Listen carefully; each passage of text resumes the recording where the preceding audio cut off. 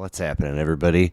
My name's Blair. This is Badass Records Podcast, and I wanted to give a shout out to this week's guest, Myla, for being a trooper, hanging in with me, and participating in my rambling blather. I also want to give shouts out to not only everybody that's done one of these as we roll through the 120s, but especially to those whose episodes I've goofed off the top of my head. Jason, Lisa, Adam, Meg, Maura, and most recently Rich.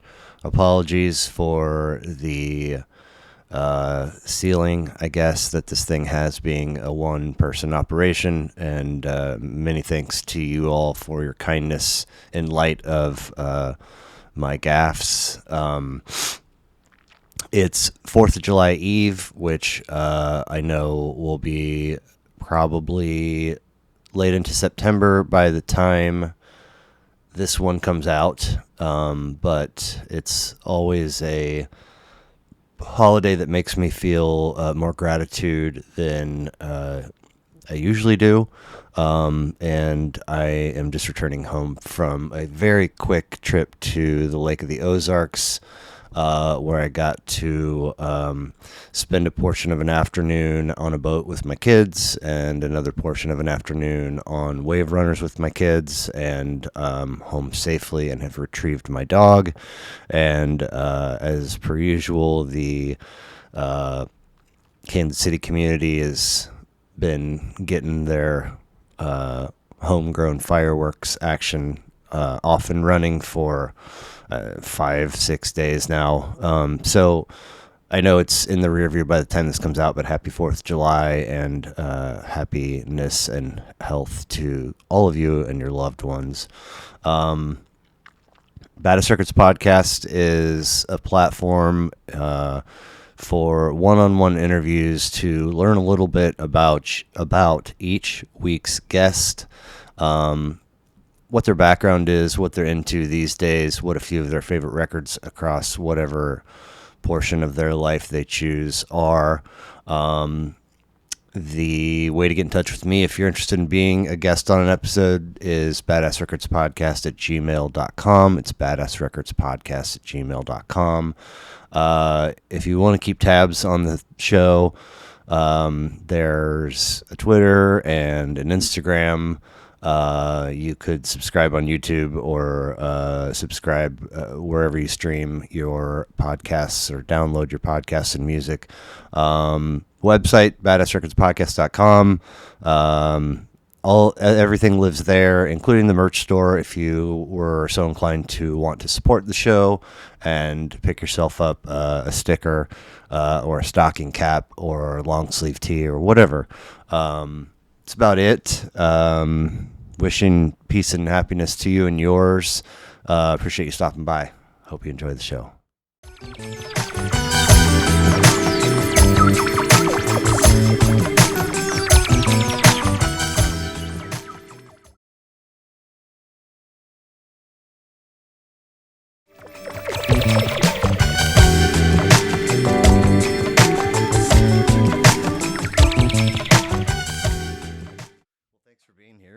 Appreciate it. What are we doing here? We're doing episode number 125, I think, of Badass Records Podcast. Hanging out with Myla McCune. Yeah. Or Myla Lamar, right? Yeah, I go with either or. Either or. Okay. So thanks again for being here. I very much appreciate it. You're a sculptor. Yeah. And your Instagram, which is myla.lamar, right? Yeah. Has a couple of links, and one of them is a Google Doc that folks can fill out if they would like to commission you for work. Yeah. Right? And so how did you arrive at that idea? Is that something you saw somebody else doing and you just adopted it for yourself, or? Well, It's cool. It's a great idea. Thank you. It really made it super easy for me to do commission work and put in a proper amount of work I feel is needed into a piece. So it's really nice because I get this idea of what the buyer is looking for price wise. I have it all documented, just everything. I got this idea because I was thinking about how artists sign contracts and how I just want something that is just like set. Yeah. So when we can go back Yeah, and no look at it. communication breakdown. We're all on the same page. Mm-hmm. Like nobody's surprised by price or how long it Mm-hmm. takes or anything like that. Now, how long have you had that there, and how many folks have just jumped in and used it? I've had about like 3. I've had some like smaller commissions with like cups.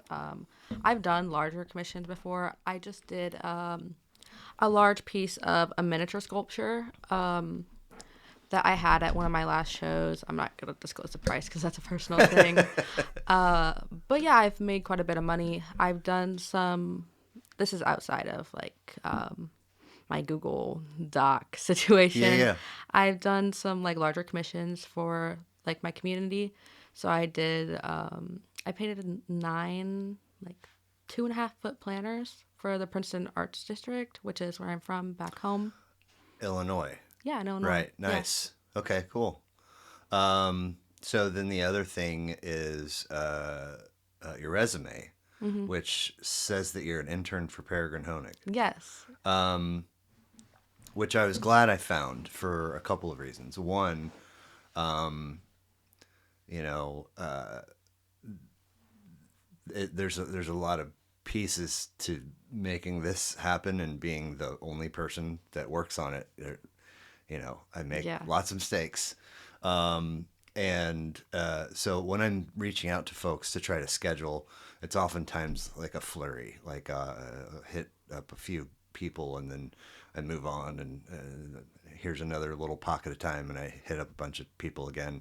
And so oftentimes when it's the person is finally sitting in the chair and I'm getting ready, or they're going to be, and I'm getting ready for their interview, I got to go like, how did we connect? And I just assumed, because this has been a thing that I've done a lot lately, that we connected via some work you had done with the pitch. But I couldn't find any work you had done with the pitch. So then I left myself struggling to figure out how we did connect. You just DM'd me. I know, but I mean, like, how would I have seen? You probably saw me from Peregrine. I don't know if you follow her or you might have just seen me on your Explore page. She might have recommended me. She did an episode. Yeah, I saw that. And Oh, I was okay, like, oh, okay. did she recommend me? Like, it was just really odd that you found me, but I mean, I knew you. maybe she did. Maybe your name came up and I wrote it down. It must have just been a random deal where it recommended you, or I don't know, but I couldn't. I'm still stumped. Yeah. But nevertheless, yeah, and she actually knows Matt. It turns out, Oh, the really? guy who did the pieces. I mean, She knows everyone. right? That's just how it goes. Yeah. So, as your bio says, 21 years young, born and raised in Illinois. Yeah, I lived in Iowa for a little Okay. bit too, but I actually grew up on a pig farm. No kidding. Yeah. Okay. Okay. That connects with what we were talking about upstairs, and the. Can we talk about the Yeah. short film? Yeah. Okay. So you grew up on a pig farm, and currently, even though you're a sculptor for hire, and attending the Art Institute, you're putting together a short film, Yeah. and the short film is So the short film is about exploring like my personal femininity and just kind of expectations that I have as a woman in relation to rural culture. I have very different expectations as a woman from people in rural areas. rural. Yeah. Okay. So when I come to the city, I feel less like a woman in a way because when I go back home, I have these expectations. That you will. I will get married. Oh. I will have children. Okay. And these are voiced to you. Yes. Or is it just in the air? They are voiced, and Okay. it's I And it's could. been that way since a very young Okay. age. And I've been taught what a woman should and shouldn't be. And What shouldn't a woman be? a woman shouldn't be loud. Oh, A woman shouldn't take up space. wow. A woman should be polite and almost like, as a kid, I always heard this phrase, kids should be seen, not heard. And that's something I've really thought about. Um, it's just very interesting. Did I get you that water, or did I totally space on that? Oh, it's down here. Okay, You're cool. totally Good. good. But I'll bring it up here so you don't forget. Um, but yeah, it's just been really interesting to me to like move here, and it was really freeing because it really felt like there was like a life beyond that, and yeah, I have support in other places, and it's not everyone back home, but it's a large percentage. So I'm guessing that you don't care for that, or that doesn't jive with you. Those rural expectations. Yeah, it doesn't really jive with me, and it also, I just think it would put me in not a great position for the rest of my life. Um, I've seen people end up in bad situations because of things like that and expectations like that, and they're stuck. For, Meaning, uh, find yourself a husband, have some kids, and then sort of you're stuck, like you said, yeah, and then I mean, maybe the relationship turns out to be not amazing. yeah, And what do you do from there? Where do you go from there? Is that kind of what you mean? yeah. Okay. So then coming to the city, a woman can be what? Or, Coming to a city, a woman can be independent and not really need a man or need a caretaker in that way. And women can also have opinions. This is just from what I've noticed, just coming here. Women and individuals can be queer. They can have different ideas and mindsets, and that's something that sure. was like really shocking to me when I moved to Kansas City.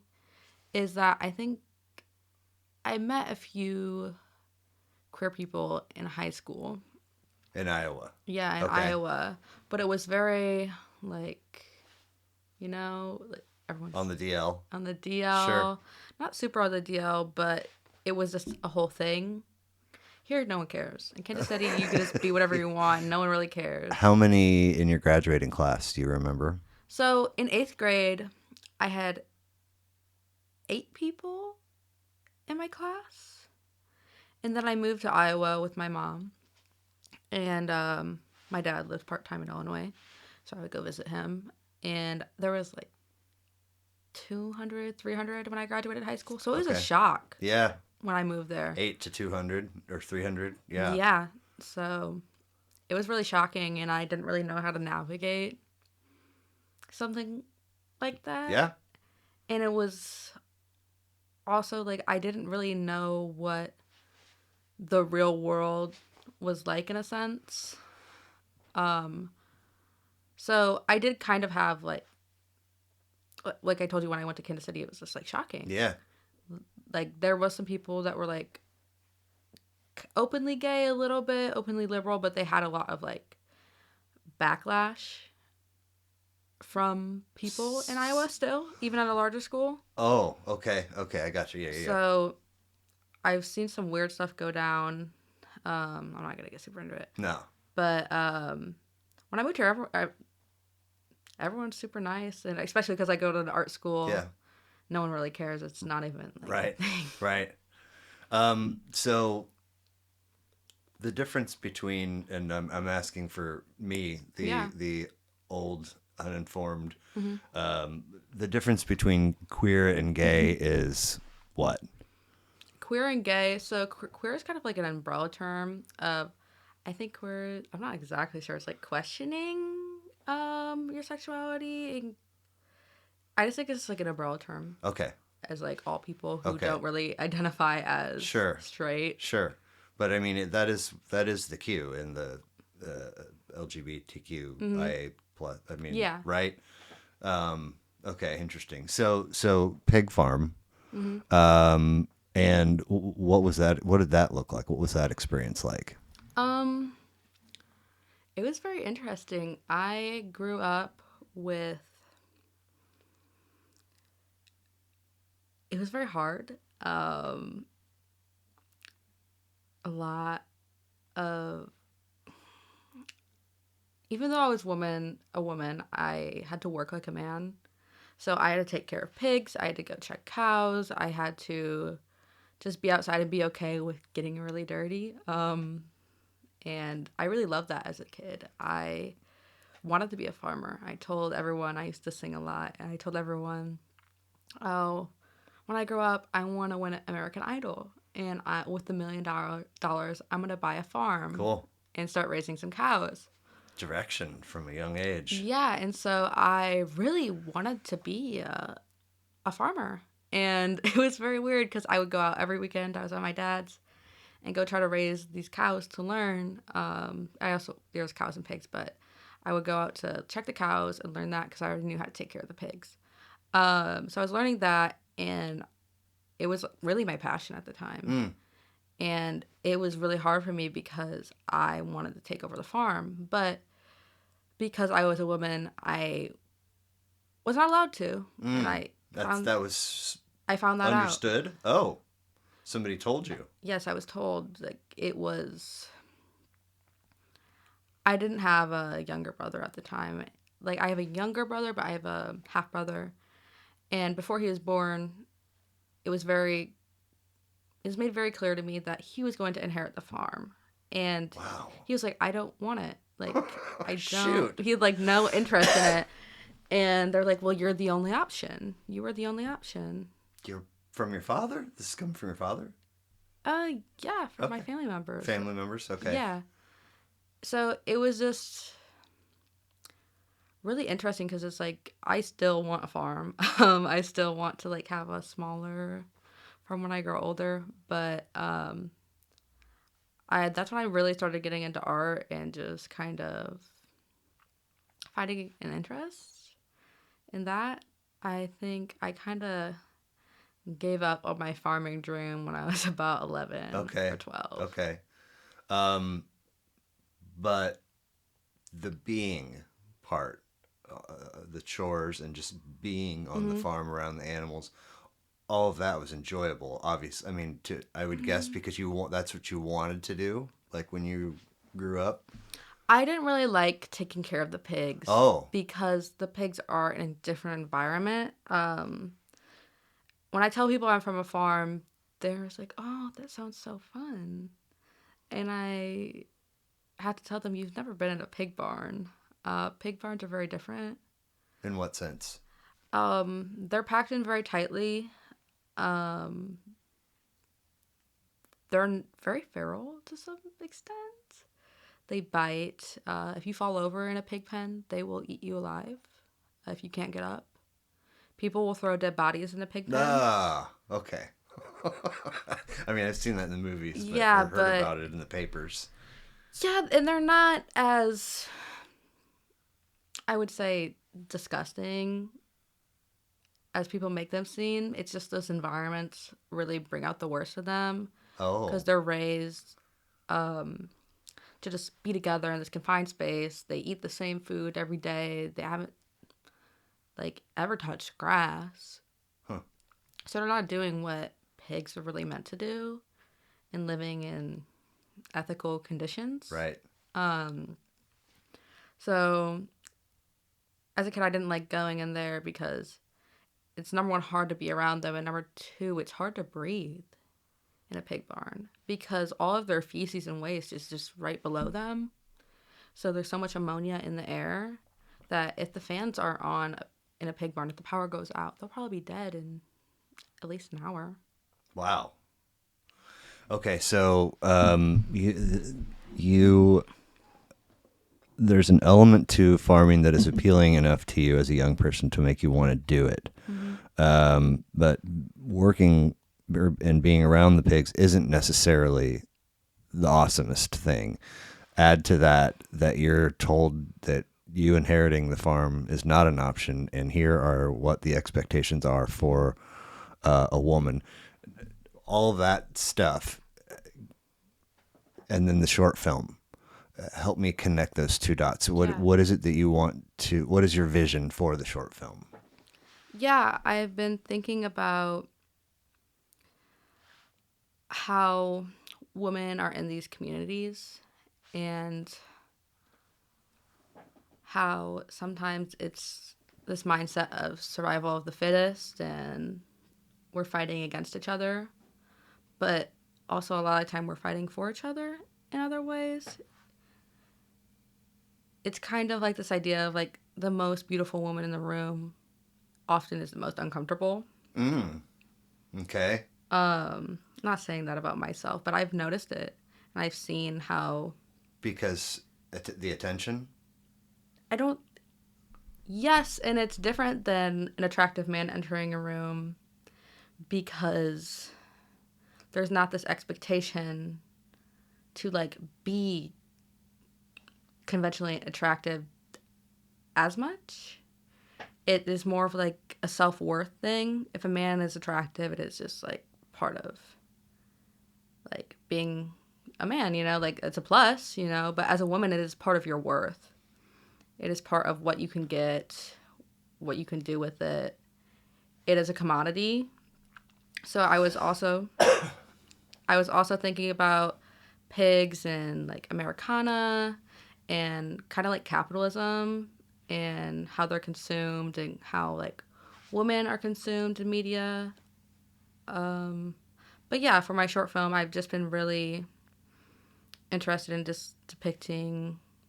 It started out with multiple women, but I'm starting to like veer into like more of myself because it is a very personal project and just like walking around at the woods, wearing like prairie dresses, just really experimenting with that, experimenting with chicken feathers, and just really just trying to bring in some of these like farm animals into my practice. Does that Cool. make sense? Okay. Yeah. So, do you have an idea of what the running time will look like for the film and when it might be finished? Um, so I'm doing this for a school project, Okay. and I'm gonna continue it because I messaged this band that I really like their music. I think it's really funny, and I think it speaks on a lot of the things I'm talking about. It's called Bird Cloud, and they make like really raunchy, like sarcastic Okay. female country Burt music. Cloud? Bird Cloud. Bird Cloud. Okay. So they make like really raunchy female country music that's really like satiric. Sure. And so I messaged them and they said they'd be interested in like doing something like that. But I'm under a time crunch. I have about 2 weeks to finish my film. What? So That sounds like my anxiety is like hearing that. yeah, and so I'm more worried about getting it finished, and I'm gonna keep my clips that I have and build upon them. Okay. So right now it's really experimental and it's really scattered because I know what I want to say, but I'm really responding to the footage I'm making. So it's a little bit In more. unexpected ways, responding? Yeah, so like I'll record something like, well, I should go record this to respond to this footage. And it's going back and building on that. So that's what I'm planning on doing this summer, especially because I'm probably going to go back to the farm and see some of my family. And I can get some footage there, some stuff that's a little bit more personal to me. So you, on the one hand, will complete this film for the school project, but then once school is done, it's a thing that you'll continue to develop and Yeah, take whatever direction. Okay, cool. How many credit hours are you taking? 18. Wow. Yeah. That's it's a load. Yeah. And yeah, good for you for. I more than once tried to like take a load like that, Yeah. and I mean like 3 times, maybe even four, and it was like, why are you not getting? I had to work full time, so it Mhm. was like week one, I'd be like, I need to drop a class immediately. Mhm. Like, this is crazy. But you're rolling. I mean, shoot, the semester's I guess 2 weeks from being over, and you've carried 18 all semester. That's amazing. Yeah. So one sibling, one half sibling. Um, any idea how mom and dad met? Um, I think my mom was a waitress. Um, they met when she was really young. I think she was 18. Okay. And they stayed together for about 15 years. I'm not super familiar with their like love story Right. Okay. Fair enough. because it hasn't really ended very good, I don't think. Sure. Sure. Now, any were they did they put on music to listen to in the home when you were young? Any memories of stuff they might have been into? Yeah. Um, my mom really liked Gwen Stefani, Okay. and um, she liked a little bit of Rihanna. The Okay. Dixie Chicks. She Nice. loved the Dixie Chicks. Cool. My dad loved Christina Aguilera. I think that's how you say her Yeah. name. Um, he listened to a lot of like older music. Michael Bublé. Is that how you say I his know the name? name, but that's Yeah. about it. Okay. Um, but yeah, I he also loved Lady Gaga in the Fame album. Your dad. Like my dad and my stepmom, they loved that Okay. album. Okay. Yeah. So when this semester is over and you go back home, will you do you see both your folks or Yeah. okay, cool. Um, any albums okay, so like when we're young and these are the things that my mom and dad like and listen to whether it's at home or in the car, at some point we take that first step down the path of kind of carving out our own tastes. Is there an album that you fell in love with or maybe bought with your own money for the first time or borrowed from a buddy that wasn't that was kind of your first album love that wasn't something that was mom's or dad's? I'm not exactly sure what the name is, but I remember from a very young age I was obsessed with Taylor Swift Okay. and especially her country music. Okay. And I have these memories of me just really hating on her when she became a pop singer. Oh, fascinating. Fascinating. Okay. Because it to me, I was like, she's a country girl. She's one of us, you know. Yeah. And she's selling out. She's Right. selling out Yeah. just so everyone will love her even more. And obviously, that's not fair, especially because I've kind of veered a little bit away from the country girl lifestyle, especially being an artist, you know. Yeah. So that's not very traditionally country girl It's of okay. me. We're allowed to have opinions as young people. Yeah. Did you see any live music as a young person? Oh, I saw Taylor Swift live. Oh, wow. My mom got these little poker chips, and for months, she'd be like, do chores around the house, and like you can earn money to go to a Taylor Swift concert. And so I do chores all the time to go see Taylor Swift. My brother also saved up a bunch of poker chips so he could go see Taylor Swift, and he actually fell asleep in the concert. Oh, my. It was really wild because it was so loud in there. I don't know how he fell asleep. How young are you seeing shows for the first time? I was probably like 9. Okay. And this is in Iowa. No, Illinois. this is in Sorry. Illinois, and we drove up to Chicago to go see Chicago. her. Okay, cool. Yeah. Very cool. Now, how does the Art Institute wind up on your radar as a person navigating through high school and so forth? Yeah, so I wasn't super into art at first, and I really found my way into being an artist through my high school teacher. Her name's Alexandra Menenzi, and she's an amazing potter. And she really, really helped me just have the confidence to become an artist. Cool. And really pushed me to not just support me, but has pushed me to find opportunities myself. I always tell people this. The way I got into pottery is that I saw people at school throwing on the wheel. And I High really, school. yeah, in high Yeah. school, I saw them and I was like, I want to do that. And I went up to my art teacher at the time. She's like, I'm not going to teach you. She, no. What? She's like, I'm not going to teach you. Like, I don't have time for that. I don't have time to teach you because I wasn't taking a pottery class. Okay. And I was just taking like a normal art You're class. just like, will you be my friend and teach me after school? Yes. And she's like, you have to go find a friend. And I was like, okay. So I went up there and I found some like people and I started to learn how to throw myself and with some peers. And eventually when I started coming in enough, she was like, okay, I will help you. I would teach you. And I really live by that mindset now. It's like, just do it until people notice. Have you seen $1 Million Baby? No. Oh my gosh. You know who Clint Eastwood is? The actor? No. Oh, Myla. I don't really watch TV. Okay, but I mean, you don't see movies either? Not really. Really? I probably should. Gran Torino? Nope. Well, he's a phenomenal actor for me. I mean, he was my age when I was a kid. But were you ever to be interested, Gran Torino is a very, very fascinating, wonderful film that he stars in and I believe directed.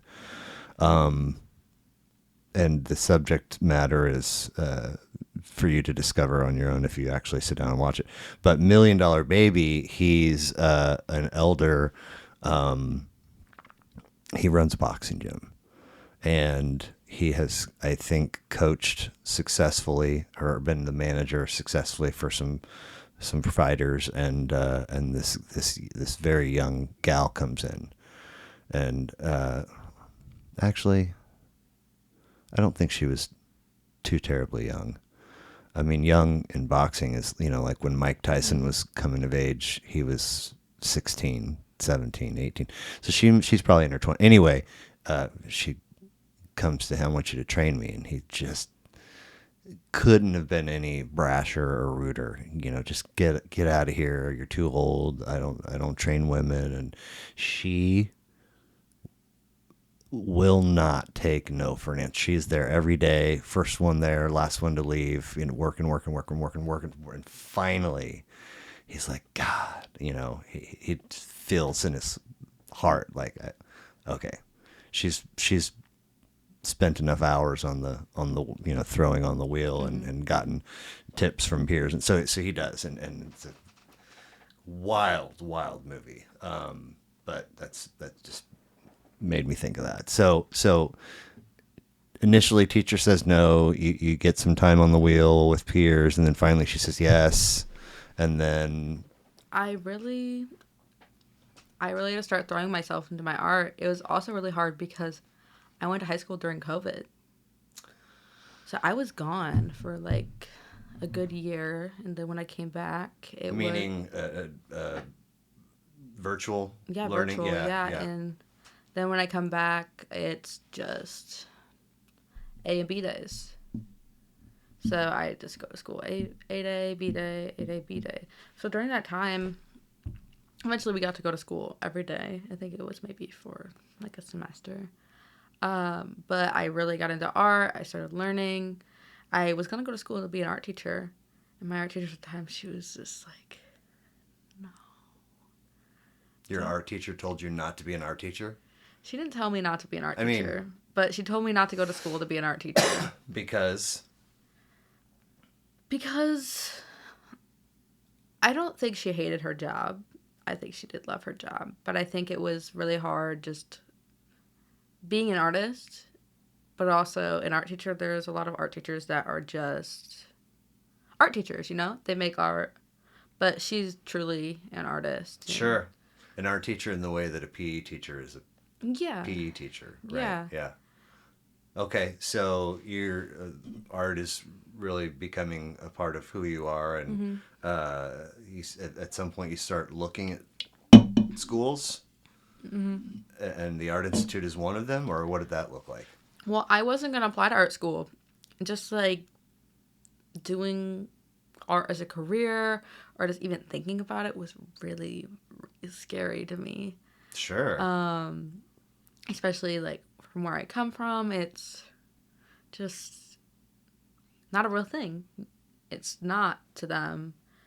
And everyone thought my art was cool. They thought it was nice, but it's also because I'm a woman. And yeah, so What does that mean? They thought it was cool. They thought it was nice, but it's because I'm. it's like a craft, you know? Like when a Oh, woman it's like baking or like sewing. baking or sewing, Not real, for real not yeah, not artists. something that means anything Okay. or Okay. So what is it now? I mean, when you go home,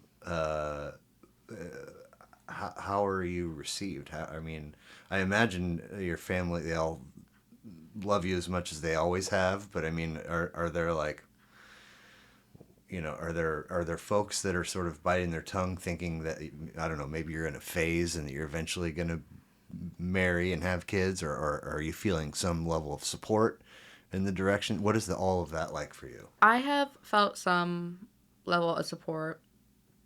Um, but my family is very split. And on On the on that particular thing? not split on that like in general, just Okay, like okay. my family's divorced, so it's just like on one side my family does support me, and it took them a while to support me. Um, and it took them a while to realize I'm really about it. I kind of worked my way into um, having their support, which was hard, but it was also really important and really motivated me. Um, yeah, my mom really didn't want me to go to art school. She Okay. didn't want me to go to school to be an artist. And she was really upset when I got my scholarship because she did not want me to go. Full ride? You know, it's not a full ride, but I got a pretty large scholarship, and she Enough to make it a possible, reality. yeah. Okay. And it was just she didn't want to do it, and Man. you know, it's fine. And so now she like fully supports me, and Oh, good. she's she's like literally always rooted me on now. But it was hard to convince her and really get her to see that this is what I do and this is what I love.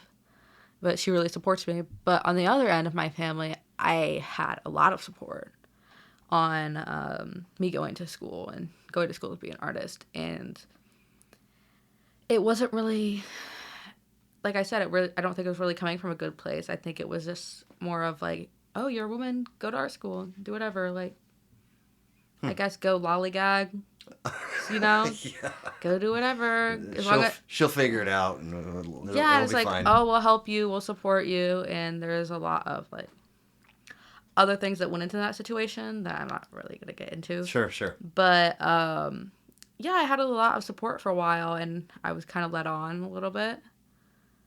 And it really ended up flipping, just on both sides of my family. So like the people who weren't super supportive of me in the beginning are like supporting me so much now, and the people that were supporting me so much in the beginning are just like Less so. less so. Yeah. Weird. Wow. Okay. Huh. So, interning for Peregrine. Um, how did that come to be? How did you guys cross paths? How did she choose you? I mean, Yeah. tell me anything you would like to tell me about that. Well, I don't believe in getting chosen. I believe in making a path for yourself. I don't think I've ever gotten picked. Okay.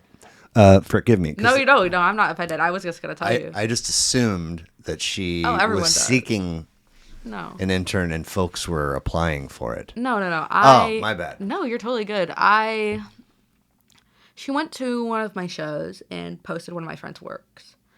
And I just tagged them, and I was like, "Look at your work," because I already followed her. I've seen her stuff before, and she just followed me. So I think like a few days later, I was like, "Hey, can I talk to you? Can I have your phone number?" She's like, "Sure." So I called her up. I was like, "Hey, I was just wondering if you're looking for an intern. Like, I'd love to talk to you, see what's going on." And she just invited me over for a cup of coffee, and that's history. How long ago was that? Probably 5 months ago. I mean, really? Okay, I got now. I have to pause Well, and find out when she was. So she was here in December. So, she might have recommended me. well, I mean, but I mean, she's sitting there around in that chair around the Hmm. same time that this internship is getting off the ground. So just funny that they were Yeah. maybe coinciding. Anyway, fascinating. I never would have thought of artists having interns. Yeah. Just it's Caitlin Clark. Hmm. You know who that is, right? Caitlin Clark. Mm-mm. Myla. She is the most amazing female basketball player of all time, and she Hmm. just graduated from the University of Iowa, and broke all kinds of records. She's phenomenal. She and a number of girls in the college ranks really elevated women's college basketball Wow. the last couple years, and especially this year. And so she gets drafted by the WNBA. Like, so Hmm. point being, professional athlete gets drafted, Yeah. right? You have some vague, cloudy idea how they get paid, right? Yeah. Folks that own professional sports franchises are typically billionaires, and fans, buy tickets and merchandise and concessions and all these things. So you have an idea, but the way that an artist gets paid is like way cloudy. Like, let me rephrase that. The way that an artist pays their bills is almost a complete mystery to somebody not in the art world, Hmm. right? Because you see, obviously artists put in time and work, and then they have shows and their stuff's on display and it's for sale here and for sale there, and maybe some folks do commission stuff, but it always feels real inconsistent and sporadic Hmm. from the outside looking in. So the thought of an artist having an intern just literally never occurred to me, but I think it's super cool. Yeah. And how, like, what sorts of things do you do for her or with Well, her? um, I'll help her organize stuff. I just set up her studio upstairs in her house, which was honestly really fun for me Okay. because she's a big collector, and it's really fun just to like see the things that she's Oh collected yeah. over the years. I am gonna go to her studio on the third, at Studios Inc. and just be there, greet people. Does she have a new show happening? It's not a show. It's just Oh, her studio space, and they have First Fridays, so people just run around. There's artists in studios. Um, I'm also supposed to be helping her paint. I forgot what it like a canopy sort of situation for a new restaurant being built, or actually a coffee shop technically. okay. So she's just painting that, and so she wants me to outline that for her. But yeah, usually I just go over there and talk to her, hang out, learn, and see what she does, Cool. which Very is really cool. nice. So you're an intern. You're taking an 18-hour credit load, um, working on a short film. Um, what else do you have on your plate? Um, I told you about my pigs. Mm-hmm. Mm-hmm. That's something that's really just been like what I've been working on. What else has been on my plate? I've just been really just I'm not that there no. necessarily has to be room for anything else. No. I'm everywhere in Kansas City. Peregrine also sends me places. She'll just be like go here, and really helps me meet new people. And I've made a lot of friends that I've been hanging out with. I just hung out with my friend Robin, who's a model, and she's really amazing. She Cool. just modeled with Will Cotton. and he's just a painter. He painted. Okay. He's a really famous painter. His work is really beautiful. Will Cotton. Yeah, Like cotton balls. Right, yeah, right? Okay. I'll have to check him out. yeah. He does. You know the Teenage Dream album by Katy Perry? I Yeah, think? yeah. He painted it. Really? It's a painting, yeah. I'm pretty sure there's a copy of that album here. Yeah, so I thought you'd find that interesting, Yeah. album-wise. She's, um, I think, was she wearing something pretty? I don't think she's wearing, like, anything. Okay. I think she's just covered by clouds, honestly. Okay, so it's like my 13-year-old got into Katy Perry 5-6 years ago, and it's like, well, we can't just like play our favorite songs. We got to get an album or two, and I got a couple or three of them, and that was one of them, and I was like, oh. Like, I'm trying to encourage my daughter to to consume the whole piece of art, but I also like don't dress like that when you go out. Right? Yeah. Like, you got to put some clothes on. You'll get arrested. Yeah. No, but wow, that's cool. Very cool. So again, thank you for being here. Thank you for sending your list. I am fascinated by how that portion of the process goes, because sometimes folks have to think, and sometimes they think a very long time, and sometimes they just disappear and never get back, and sometimes it's very quick, and I'm interested in that, as well as how a person delivers the list to me. And you sent me just real quick 4 screenshots of Spotify records, which nobody had done before, and so it just looked fancy and neat and packaged, and so I was like, oh, this is so cool, in the nerd fashion that I am. But I usually like to run through them in chronological order of release. So if we do that, we start with You Don't Mess Around with Jim Croce, from 1972, third of 5. R.I.P. and peace to him. He was gone by age 30, I think. 12 tracks, 36 minutes. I have never listened to Jim Croce intentionally. And for a 21 years young person such as yourself, this is the only record from your list that's not from the early 2000s. Yeah. So where does this come from for you? Yeah. I have this album on vinyl, but it's really beautiful to me. It really reminds me of being back home in the summertime. It reminds me a lot of my childhood because I would listen to this a lot as a kid. Also, I feel like it's very podunky, I guess, in a way. Sure.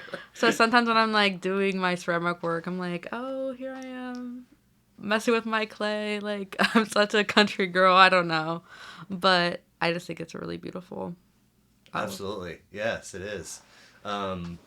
Do you know who Louis C.K. is? Mm-mm. The stand-up comic.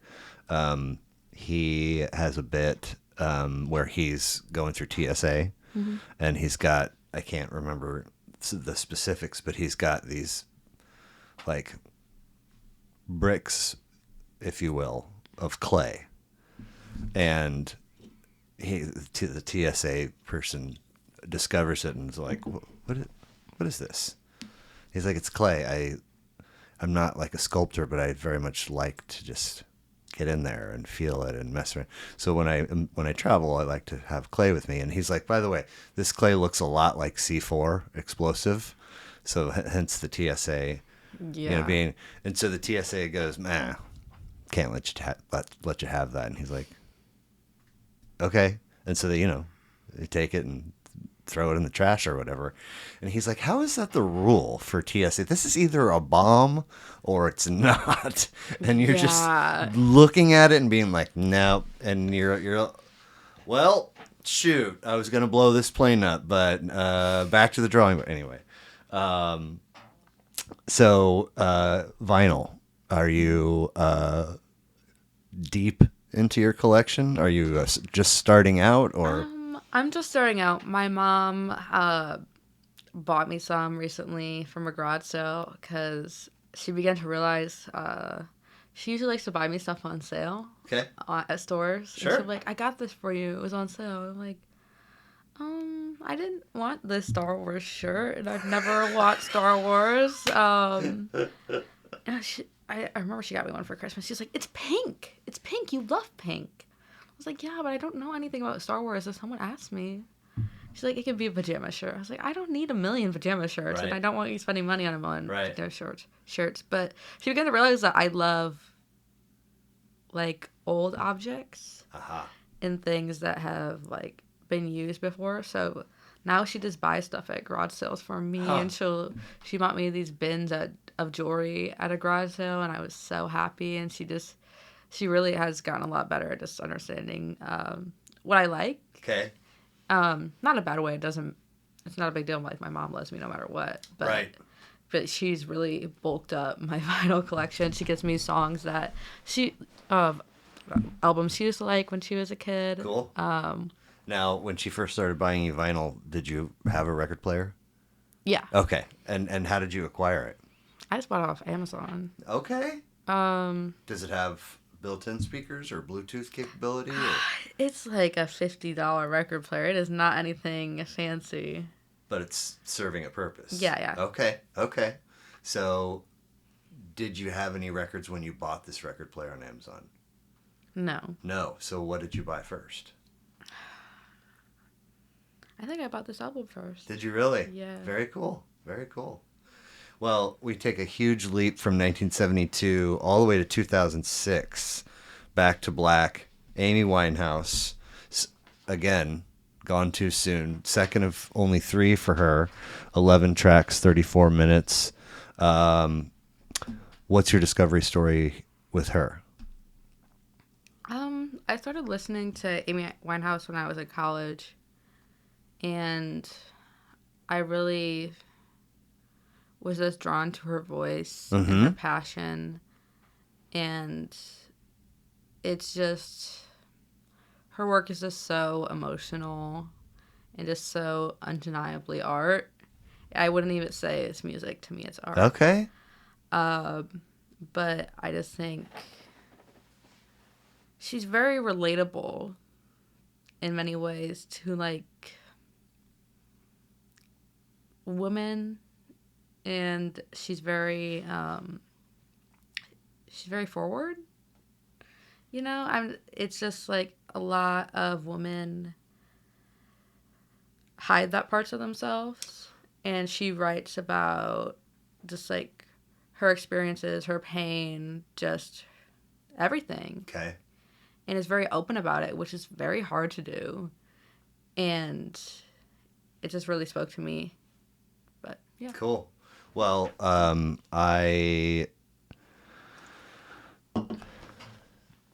if you have a record on your list that I know front to back, because I've listened to it a million times, I'm not going to listen to it to get ready for your episode.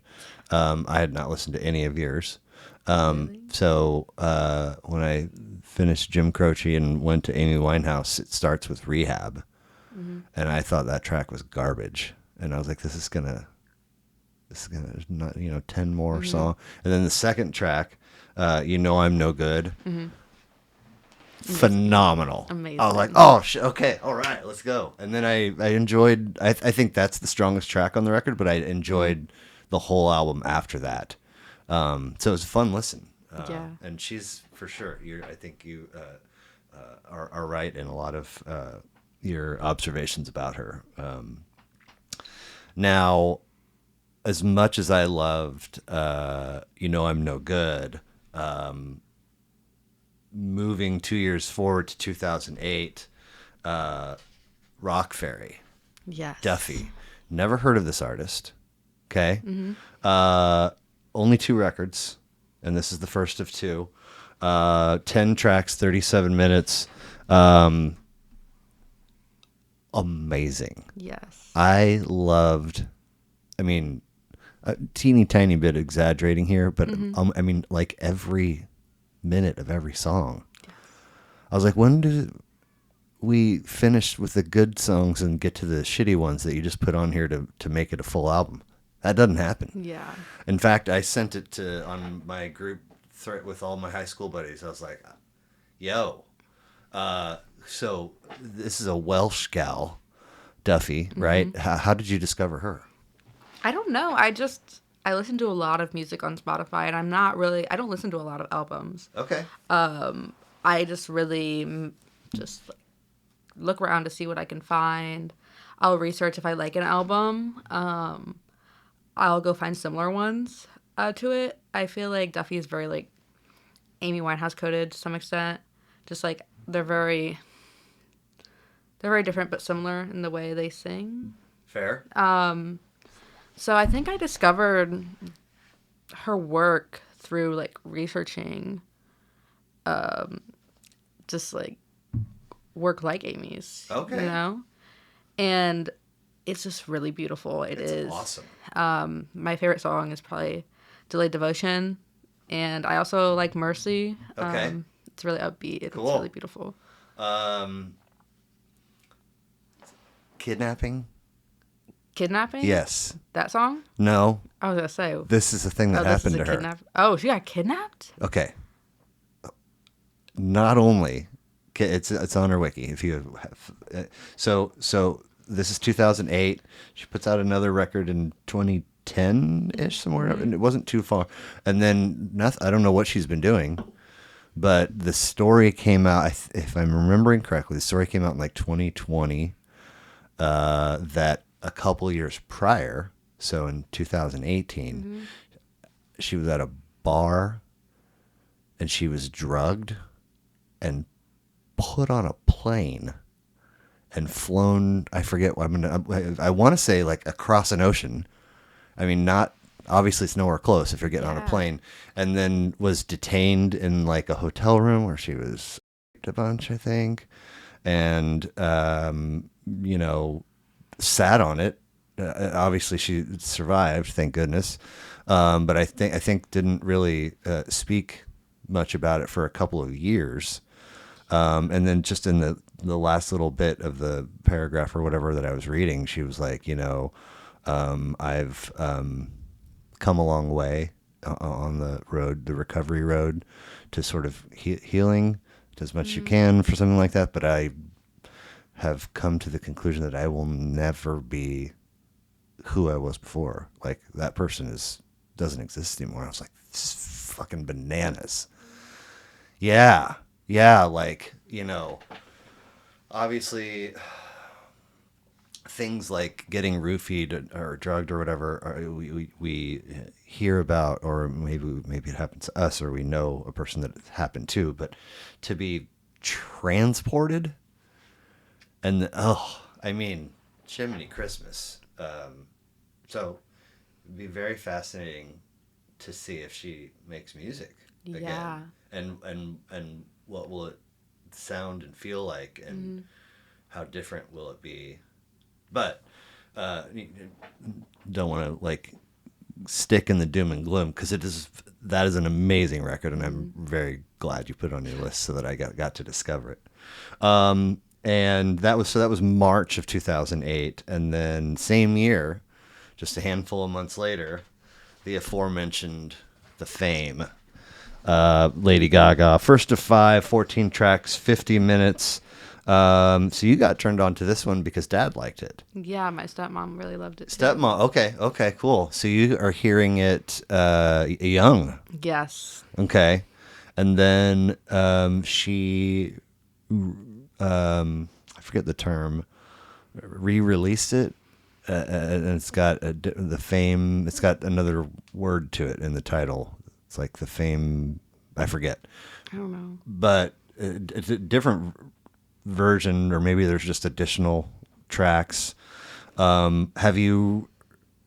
I'm assuming you've not heard that version. No, I haven't. Okay. What about any of her other records besides The Fame? Have you checked those out? I've heard them, but I really love The Fame. Okay. Like, this is what I listen to. I think she makes beautiful music still, and she has made beautiful music before. But this is just my favorite. Cool. Favorite album. Very cool. I enjoyed it. Prior to this listen, I really only knew, Mm-hmm. probably three hits of hers, a Mm-hmm. couple of which are on this record. Yeah. Have you seen, uh, what's the movie that she, Sh- 10 Foot Tall? Stars Born? Oh, Stars Born? Yeah. Have you seen this movie? No. I told you, you're just going to start mentioning names and people. I'm like, I don't know who this Do you is. know about this movie? No. A Star is Born. Okay. Lady Gaga is the star. Mm-hmm. And Bradley Cooper, do you know who that is? He's an actor. I've heard that name. He is kind of an established, successful-ish kind of country musician in this film, and discovers her. Mm-hmm. And they develop a relationship that looks a bunch of different ways as the movie goes on, but really he's kind of the primary person to elevate her, and she becomes this massive, worldwide star. It's a really good movie. Mm-hmm. But anyway, and they're both singing and I think performing instruments in the movie. It's not like, lip syncing and somebody behind the scenes playing all the stuff. It's really them. Yeah. So if you ever wake up one day and find that you need to catch up on a lot of movies that you haven't seen, A Star is Born might be a good place to start, just because you might like the Lady Gaga aspect. Good stuff, though. Thank you very much for sharing that. I typically like to wrap with a series of goofy questions, and then we'll get you out of here. So if we can pretend or acknowledge that we all have bucket lists, right? Mm-hmm. So let's say we each have a professional and a personal bucket list.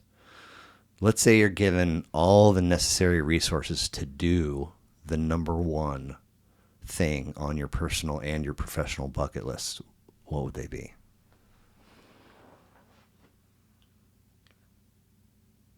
My professional bucket list would just be would to be sorry, I just It's like all get good. mixed up a little bit. Just to like have a community around my art and just be able to consistently sell my art. I just Cool. I don't have a set idea of what I want to do, but I have like values of what I want my career and work to be, and I really want it to be oriented around people and my community wherever I'm at, and really involving everyone Cool. in what I'm doing. So I guess I am doing what I love already, and it's just more about finding a way to make it more livable. Sure. Absolutely. Yeah. Yeah. So that's your professional. Yeah. Sometimes our personal and professional number one are the same. Mm-hmm. Is there a different personal number one for you? I would say that's also my personal number one, but I'll Okay. give you a wild one. My I would say have a farm. To have a farm Yeah. with some chickens and some pigs that can run around. Sure. Just to have something small and a little bit more ethical. Because I still eat meat, but I really believe in really respecting where you get your food and respecting the animals that offer that to you. I've had to kill animals. I've had to like No kidding. I've had to see animals butchered. I've had to like I'm very scared of blood, but I've had to like butcher like skin fish myself and help with like skinning squirrels, rabbits, just whatever that we found, and I think it's been really important to realize where my food comes from Sure. and to understand the value of that. Even though I'm not vegetarian, I still have this respect Sure. for where these things Yeah. that give me life come from. So you have this awareness, you have Mm-hmm. this respect. You do still eat meat. Mm-hmm. Do those things, when those things merge, does that dictate where you buy meat? Or Maybe in the future, but considering I'm a college student, fair like enough. I can't worry about it. It's more about like I don't know how to describe it. Like when I eat meat, it's not like it just came out of thin air. Because I've met a lot of people that are like, "Oh, chicken nuggets. Oh, pink sludge." I'm like, well, there's an animal that was probably locked up for a while and not in great conditions, and it's just really important to know where that comes from and Yeah. just to understand that it is a sacrifice. And yeah, Yeah. That's cool. You get to have lunch with anyone you're choosing, dead or alive. Who and why? Lady Gaga. Nice, right out of the gate, Yeah. no hesitation. I suppose we've kind of covered the why because she's badass and you love her music. Yeah. Yes. You're given the ability to visit your past self at any age, your choice. What age are you choosing, and what are you saying?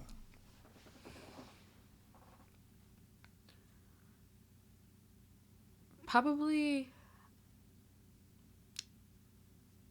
when I was 18, um, just really telling myself that it's okay and to have a little bit more empathy for how I'm feeling and to just, I don't know, it will all change. That's just probably what I would tell myself. Have more empathy for how you're feeling. Yeah. Like you were hard on your own self for feeling the way you were feeling. Yeah, I was going through a lot of like emotions regarding assault. And it was really hard because I didn't know how to like navigate something like that.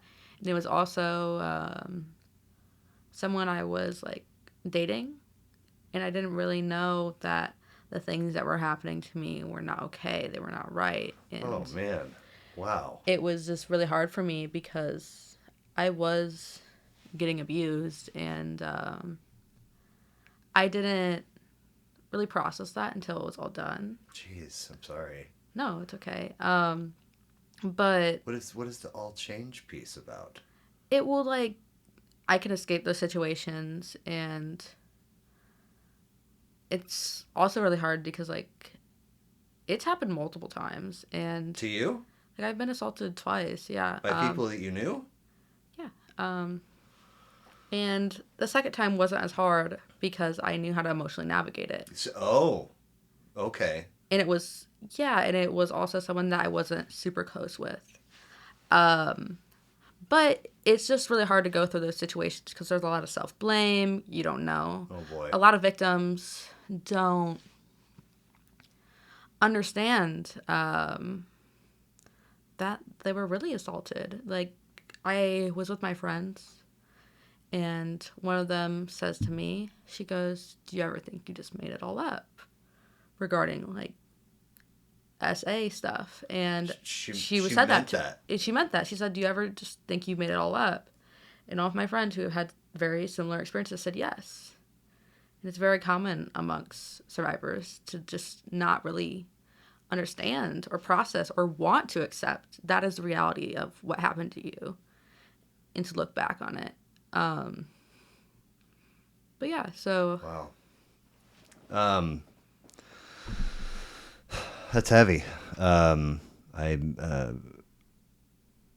happy, I guess, to know that you were present and wise enough to have the all change thought, and then when it happened the second time around, it wasn't just the same thing as before. Because I feel like I've come to understand that that can be a thing where folks kind of again and again mm-hmm. experience this and maybe don't know how to Yeah. pivot, how to get out of it, or aren't aware, that what's happening to them is not Mhm. okay. And I guess, and point being, I'm thankful for you that that didn't wind up being Yeah. the way it went for you.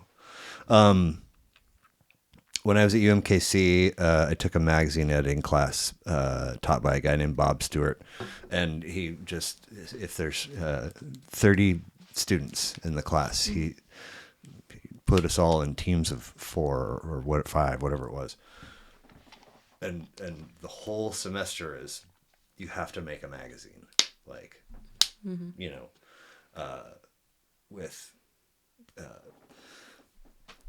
artwork and articles and interviews and ads and a cover, a name, a staff, the whole thing. And I don't remember exactly how this happened, but I ended up being tabbed the editor in chief for whatever group I was in.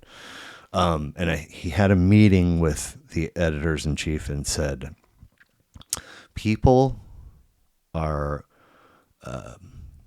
much more likely to find success with consistent, gentle reminders.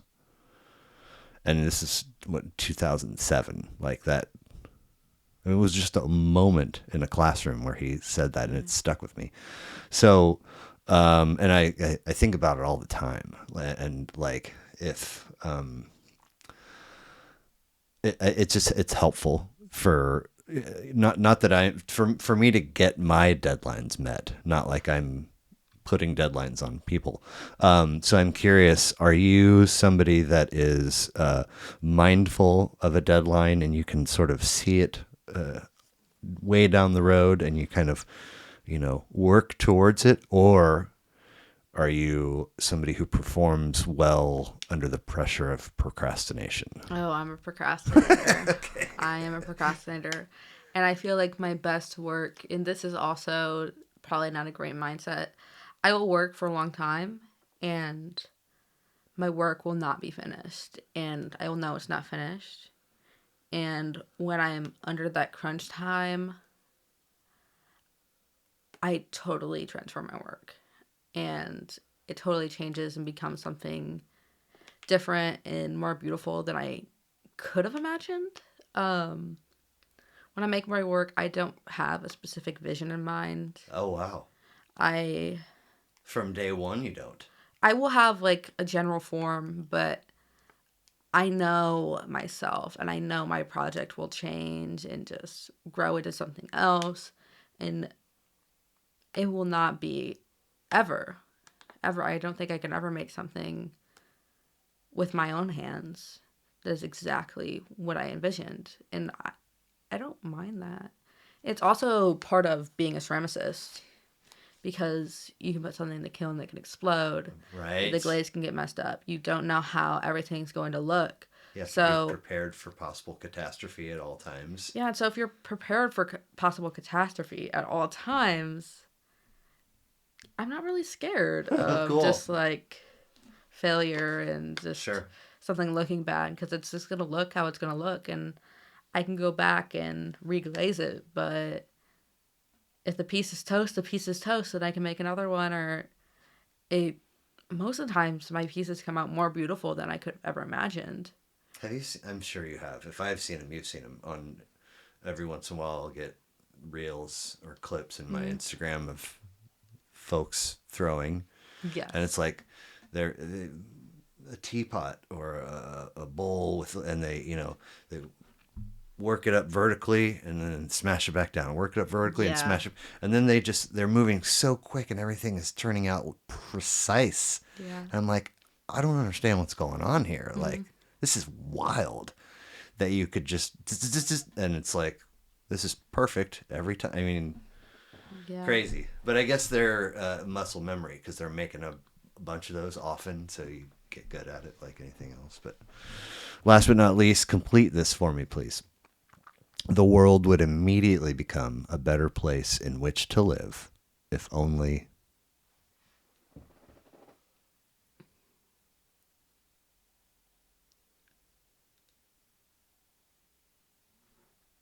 We had more empathy for each other. and community. I feel like community has really been lost in the modern age, and sometimes I find myself in it. I am very community oriented, but I struggle to talk to my neighbors. And I really make an effort to talk to everyone I meet. Like if I'm going to the grocery store, I try to make a connection or tell them about an event and send them somewhere and just try to help people find people. Because some people, I have friends that are so super shy, Yeah. and some people just need a push. Like I need a push sometimes for someone to send me somewhere to go do something, or someone just to talk to me and just be genuine with me. And it could really help people out in ways you don't understand. Yeah. Um, yeah. Well, it's a weird world out there. It was a little bit of a weird world to begin with. COVID made it weird, and the online, the ability to basically take out your phone and tap a couple things, and whatever the thing is you want can just bloop, be delivered to your door. Yeah. So we experienced this shutdown, and we're all locked inside and not going out and wondering what's going to happen. Are we going to die? And also at the same time, we're getting a lot of our needs met by having stuff can just be delivered to us. And so it's almost like this two-headed thing, stretching community. And that's one of the primary reasons why I wanted to do this. So, like I said, 125 episodes in, no virtual, all in person. And, when I started, I was hitting up friends and family and people that I know from the restaurant industry, which I spent 20 years in.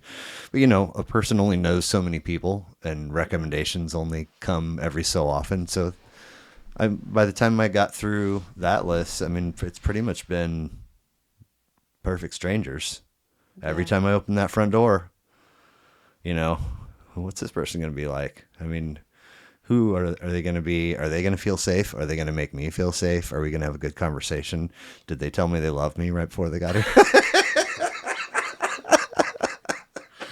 Blame that on Siri. I was just so, I just like, get this you. is the I get worst you. thing Yeah. to send you on accident because I'm about to go to your house. Like, It's quite all right. And, you didn't even need to say my Siri's weird, because in my mind, there's a dozen or more people in my life that I end every phone conversation or text exchange with that phrase. All right, love you. So I saw it and thought, oh, that's so funny. Like, but I'm also not a voice. I don't voice text. So it wound up being funny that you said that. My Siri is weird. Nevertheless, I really appreciate you sharing a part of your Saturday with me, especially with the full plate that you have. It's been very fun messaging with you. You've been so personable and fun to chat with, and I'm glad we crossed paths, however that wound up happening. So Myla.Lamar on Instagram. And if you go to the link in your bio, you can find the commissioned work Google Doc request. MylaLamar.com is where all of your, or a good it's bit like of your my portfolio. stuff lives there. People can check stuff out. Yeah. I did see late in the game, late in my preparation game, that you have a TikTok, made.by.myla. What am I leaving out? A lot of my work is for sale if it's not listed. If it doesn't say it's sold, you're gonna send me a message. I'll just give you a price and we can negotiate, see what's going on if you're interested. But other than that, I think you got everything. Cool. Very cool. Anything that you hoped that we would cover that we didn't? No, I think we covered everything. Okay. Yeah, it was awesome talking to you. Cool. It's great talking to you too. Thanks again for the time, and talk to you soon. Yeah, talk to you soon. Bye. Thank you.